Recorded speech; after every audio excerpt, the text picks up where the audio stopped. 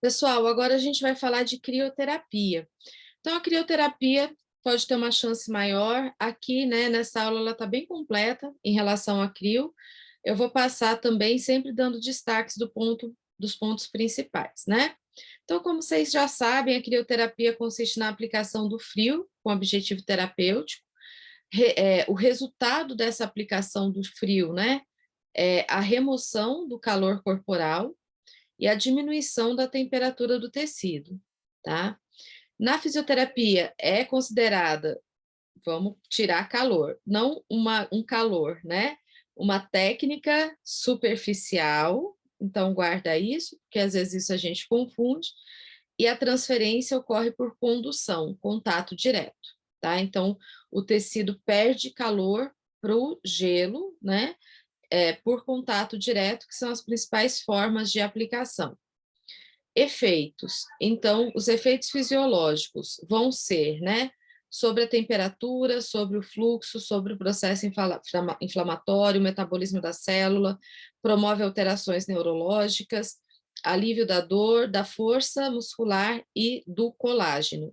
E a gente vai explorar agora todos esses efeitos um a um, tá? Então, vamos lá. Sobre a temperatura corporal. Quando a gente aplica o gelo, a gente tem uma diminuição imediata da temperatura superficial, isso na pele. Depois de alguns minutos, a temperatura começa a elevar-se devido à resposta de produção de calor pelo organismo. Então, sempre que a gente está no frio, pessoal, o nosso organismo responde aumentando a temperatura como uma resposta reflexa. Cuidado, isso aqui não significa que vai esquentar mais do que a temperatura estava anteriormente. Vamos lá, vamos supor que a nossa temperatura da pele está em 37 graus. Quando eu aplico o frio, essa temperatura cai, e aí depende muito da modalidade de frio que a gente vai colocar. Então, vou colocar aqui um número aleatório. Vamos supor que a temperatura do tecido caia a 30 graus. Como uma resposta reflexa, ela vai aumentar a 32, mas não volta lá na frente, tá? Não volta ao estado anterior enquanto a gente estiver aplicando o gelo, né, em determinado segmento. A temperatura profunda do corpo cai de forma lenta, progressiva, durante a aplicação do frio, e quanto maior for a profundidade do tecido, mais lento será a queda de temperatura. Então, se a gente pensa, né, que eu vou aplicar o gelo para uma lesão profunda, uma lesão muscular, né, no músculo grande, uma lesão de ligamentos, né, numa articulação grande, eu vou precisar de um tempo maior de aplicação para causar um resfriamento. Mas vamos lembrar do que a gente acabou de falar antes. É uma forma de aplicação, né, de temperatura superficial. Então, estruturas muito, muito profundas a gente não vai conseguir atingir, tá? A recuperação total da temperatura superficial pode levar 1 até no máximo 2 horas. Então, para voltar novamente, por exemplo, aqueles 37 graus, mas depois de 30 minutos da aplicação, já é permitido uma nova aplicação do frio, sem que a gente tenha dano por resfriamento. Porque se a gente aplicar gelo demais, as células acabam entrando em sofrimento e necrosam, morrem. Pensa, né, por exemplo, nas pessoas que ficam lá, por exemplo, perdidos na neve e que tem necrose dos dedos, da mão, do pé, porque daí ficou com tempo exagerado. Então, o que isso quer dizer, né, pessoal? Que a gente pode recomendar, sim, a aplicação de gelo a cada 2 horas. Então, em lesões muito agudas, né, acabou de acontecer um entorse. Você falar para a pessoa, por exemplo, colocar gelo 8 horas da manhã, durante 30 minutos, depois 10 horas da manhã, durante 30 minutos, depois meio-dia, durante 30 minutos, isso não vai provocar lesão, tá? Por quê? Porque o tempo de recuperação de 1 hora, no máximo 2, mas a literatura fala que com 30 minutos já pode fazer uma nova aplicação. Isso pensando, né, em a gente ter mais benefícios nas lesões agudas e sem causar lesão nos tecidos ali relacionados. Quando a gente aplica, né, o gelo também, o que acontece com o fluxo sanguíneo? Então, o efeito do gelo é a vasoconstrição, tá? E por isso que a crioterapia ela vai ser indicada na inflamação aguda. Então, a principal indicação dela é na inflamação aguda, que é no momento que a gente tem a vasodilatação por conta da lesão. Então, a gente usa o gelo justamente para inibir uma vasodilatação extrema, tá? Então, essa vasoconstrição tem efeitos importantes.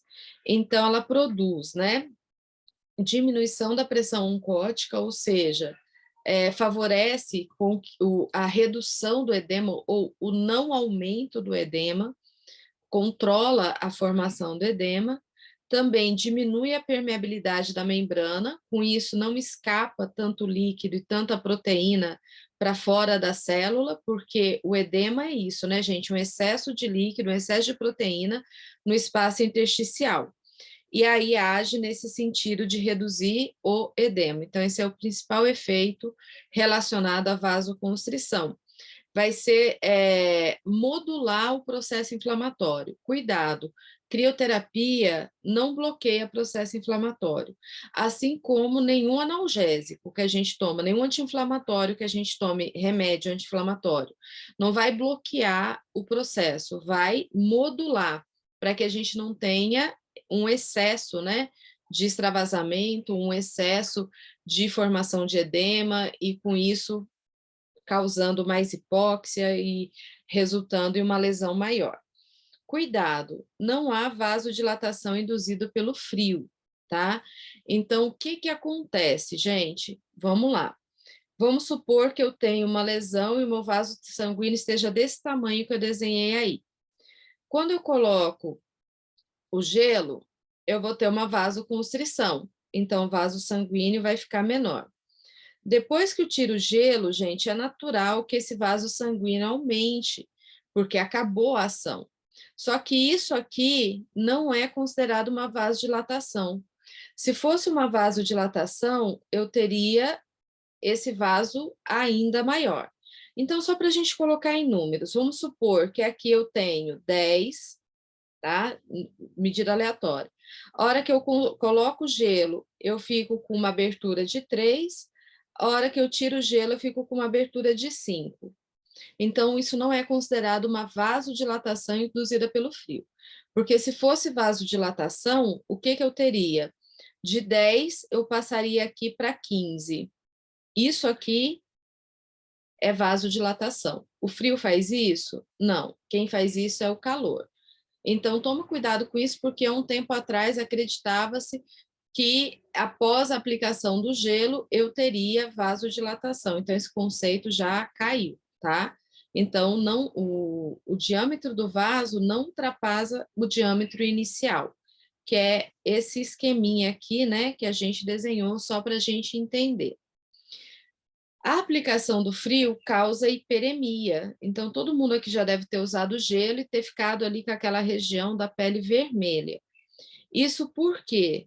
Porque quando a gente aplica o gelo, a gente tem redução do metabolismo, durante o resfriamento, reduz a troca de oxigênio entre o tecido e o capilar, e essa troca resulta em sangue mais oxigenado, parece mais vermelho no sistema venoso, que é mais superficial.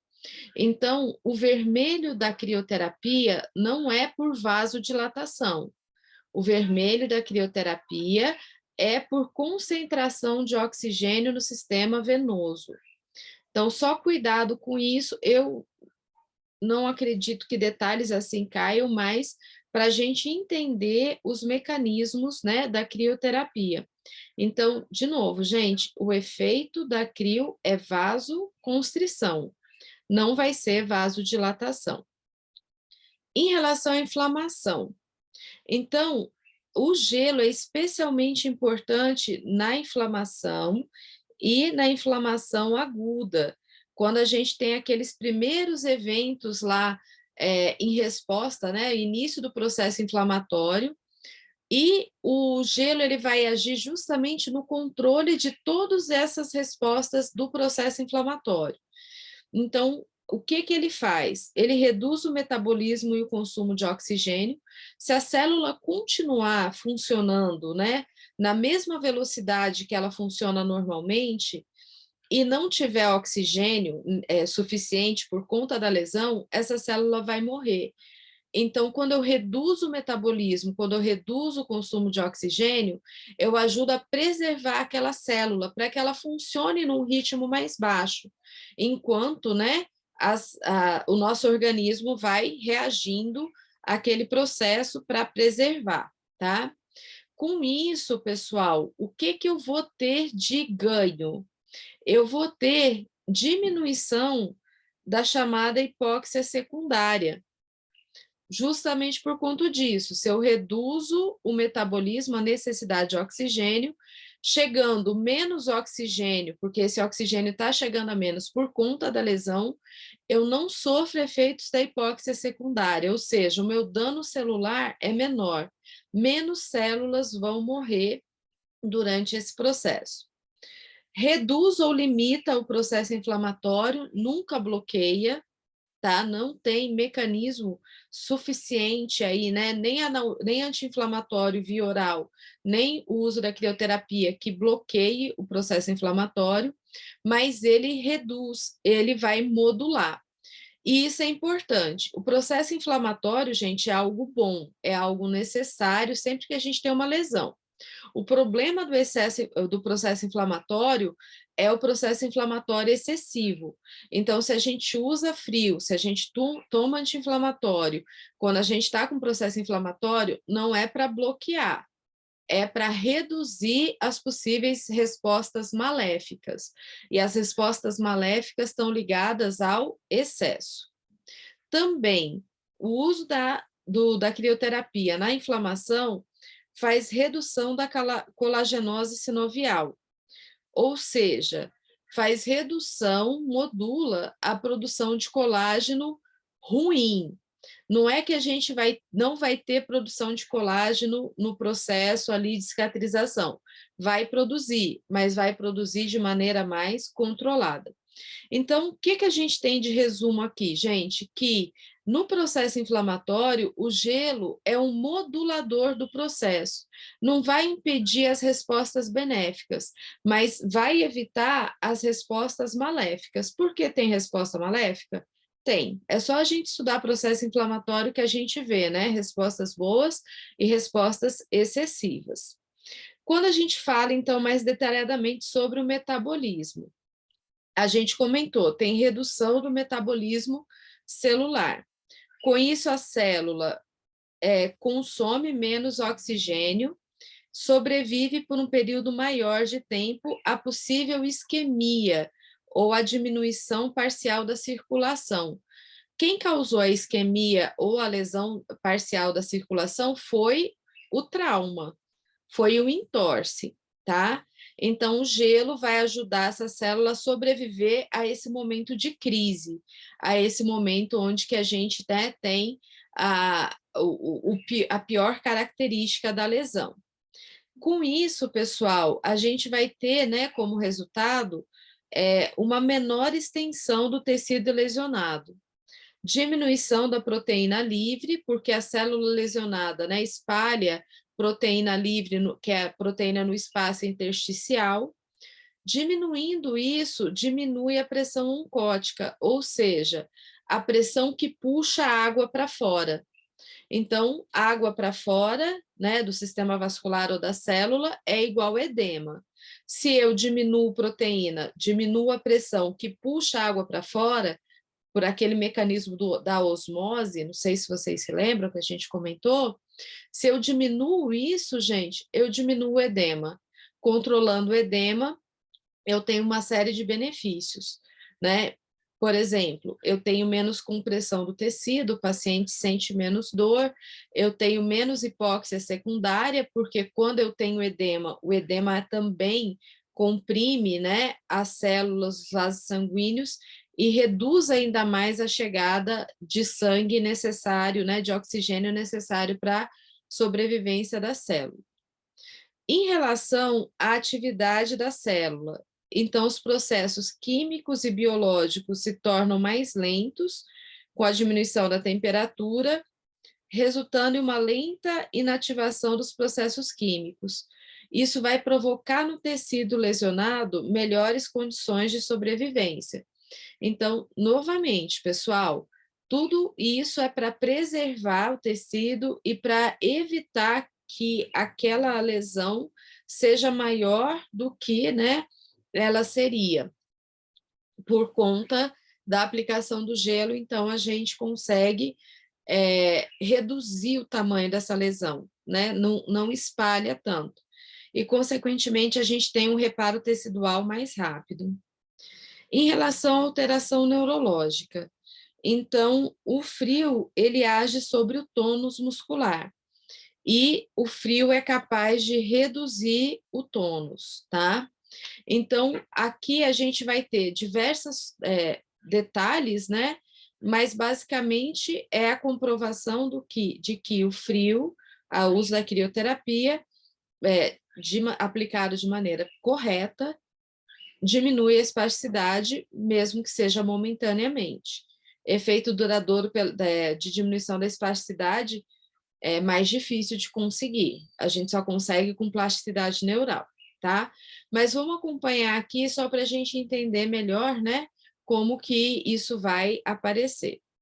Então, vai acontecer. Então, os efeitos do frio vai ser por conta da mudança da atividade do fuso muscular. O frio vai agir no aferente 1A e no secundário, nos neurônios motores, na fibra gama, na junção neuromuscular ou no próprio músculo, quando ocorre, né, aumento de contração e do intervalo de relaxamento. Não se sabe exatamente se é a excitabilidade do neurônio motor, que foi, né, diminuída, ou se for a hiperatividade do sistema gama, mudando o nível do fuso muscular ou da medula, que é responsável pela redução da espasticidade. Então, isso são teorias. Essas são as possibilidades. Diminuição da estabilidade do neurônio motor, do motoneurônio alfa, ou diminuição da atividade do fuso. Mas o que se sabe é que o frio é eficiente na diminuição da espasticidade pela redução ou modificação dos mecanismos do reflexo de estiramento. Ou seja, deixa esse músculo, e o que eu acredito é que deixa o fuso menos sensível, tá, ao reflexo de estiramento. E com isso, reduz a espasticidade. Então, esse vai ser o mecanismo. Para conseguir isso, gente, né? Então, a literatura diz que, ó, para reduzir a espasticidade, é aconselhável que seja aplicado frio suficiente, pelo menos para reduzir a temperatura corporal, ou seja, por um tempo prolongado, 25 a 30 minutos. Então, indicação de crioterapia para reduzir tônus, 25 a 30 minutos de contato direto, né, do frio sobre o ventre muscular. Podendo ser, por exemplo, um saco de gelo, podendo ser um banho de imersão, mas tem que ser um tempo prolongado. Com a temperatura reduzida, a sensibilidade do fuso cai, isso na mesma proporção do resfriamento, e com isso, então, a gente, né, tem essa diminuição de efeito direto sobre o terminal sensitivo e também sobre a frequência de disparo do neurônio sensitivo, ou pelos dois motivos. Então, a literatura é bem clara em dizer para a gente que funciona, que reduz o tônus quando aplicado de maneira correta, mas não sabe-se direito por que funciona. Então, são teorias a respeito do mecanismo de ação, tá? De qualquer forma, a temperatura reduz reduz a velocidade de transmissão sensorial, podendo levar, né, um bloqueio de condução sensorial. Não gosto muito desse termo bloqueio, é uma redução mesmo, e a sensação cutânea são reduzidas com a aplicação do frio. Então, com isso, pessoal, a gente diminui a aferência, diminuindo a aferência, a gente diminui a resposta. Do mesmo jeito que a gente já falou em técnicas que estimulam a aferência e que melhoram a resposta. No caso aqui, a gente quer ou está tendo um efeito inibitório. E como a espasticidade é uma condição de excitação, de aumento desproporcional, né, do estímulo, quando a gente quer diminuí-la, a gente vai aplicar técnicas inibitórias para conseguir essa diminuição, tá? Bem, detalhe, se a gente fizer uma aplicação curta do frio, na verdade, em vez de reduzir, a gente aumenta o tônus. Então, por isso que o cuidado tem que ser preciso, a aplicação tem que ser precisa. Se eu quero reduzir tônus, a gente tem que deixar o gelo de 25 a 30 minutos. Se o paciente não tem condições de ficar esse tempo, não aplique. Primeiro que, se você deixar pouco tempo, em vez de diminuir, você vai aumentar, tá? E aí também a gente pensa no seguinte: se eu quero aumentar, por algum motivo, o tônus, a excitabilidade motora, eu uso técnicas de contato curto do gelo, que é o que a gente faz, por exemplo, quando a gente usa taping com gelo.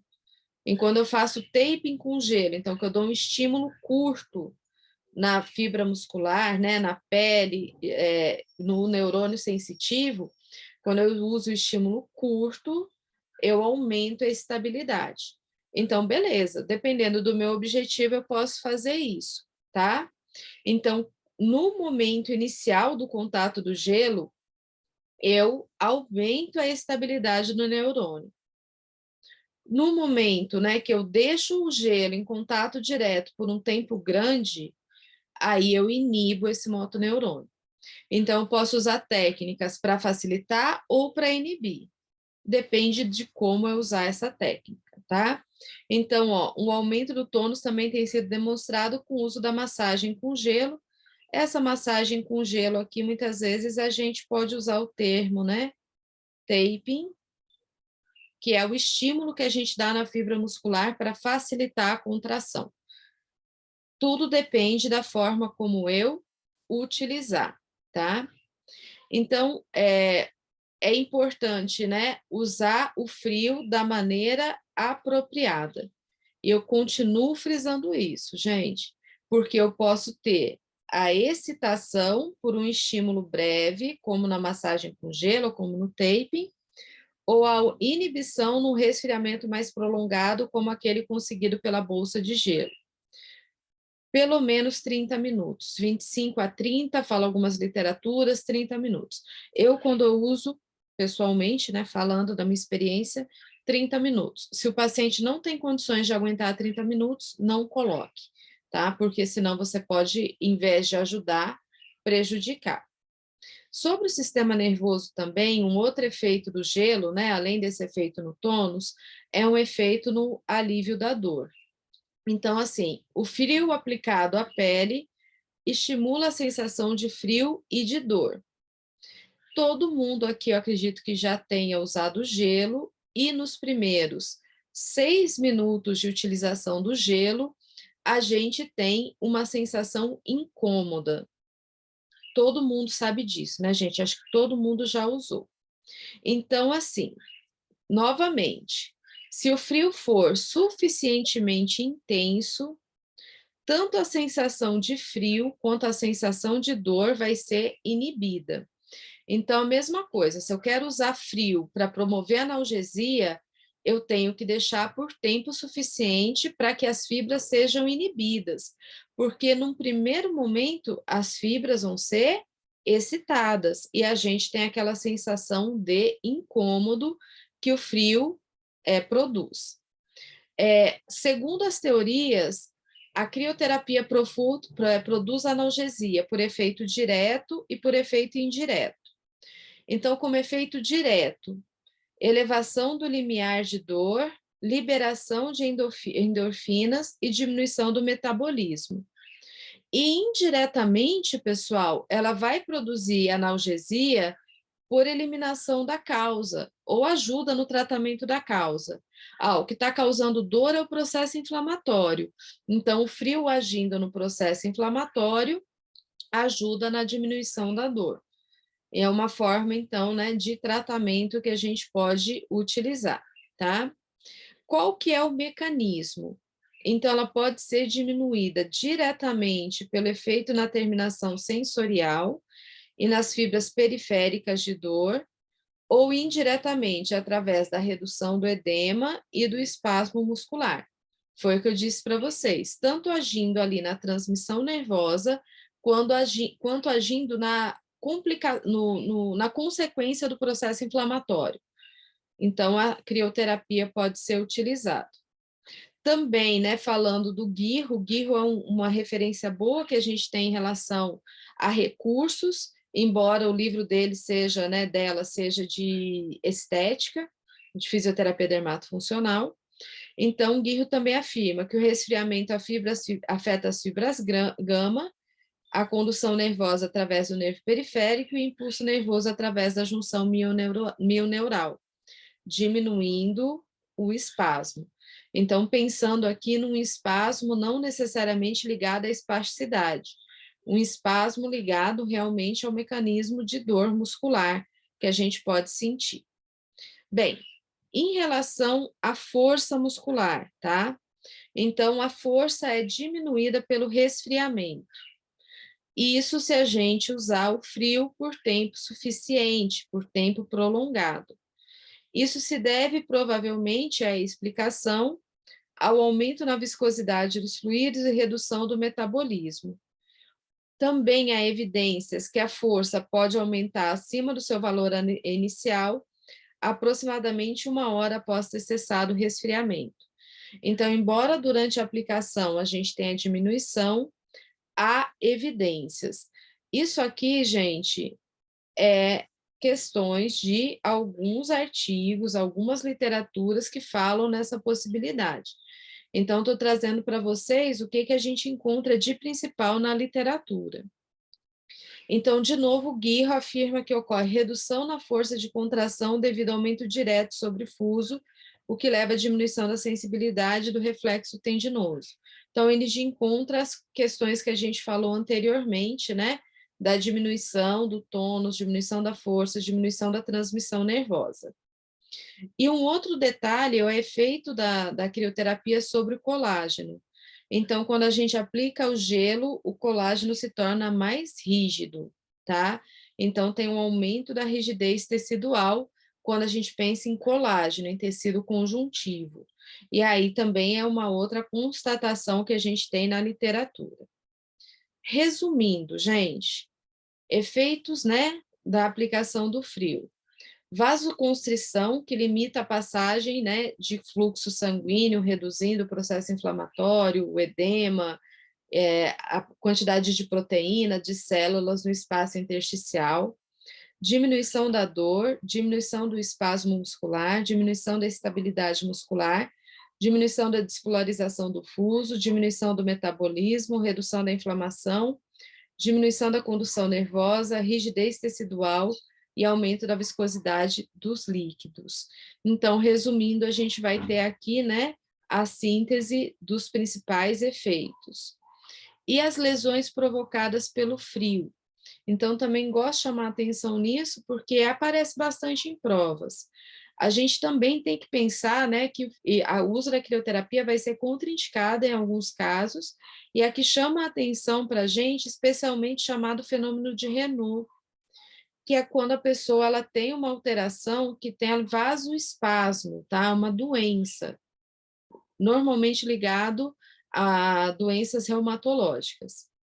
Então, no caso do fenômeno de Renault, a gente vai ter alterações funcionais na circulação periférica de caráter local, caracterizado por episódios de pequenas artérias e arteríolas nas extremidades, contraindo, resultando em palidez, cianose, seguido de hiperemia e também podendo ocorrer formigamento e queimação. Essa é a doença, essa é a alteração, tá? Essa doença é predominante em pessoas do sexo feminino jovem e pessoas, né, acometidas são aquelas que se expõem de forma leve ao frio, como colocar a mão em locais frios. Então, o que que eu quero chamar a atenção aqui, gente? A crioterapia é contraindicada em pessoas que tenham fenômeno de Raynaud, porque vai exacerbar essa resposta e vai causar respostas extremas que, no final das contas, podem prejudicar o fluxo sanguíneo, né, a passagem de sangue, e causar hipóxia, causar lesão, causar desconforto. Então, chama atenção porque também é uma coisa que muitas vezes aparece em provas de concurso.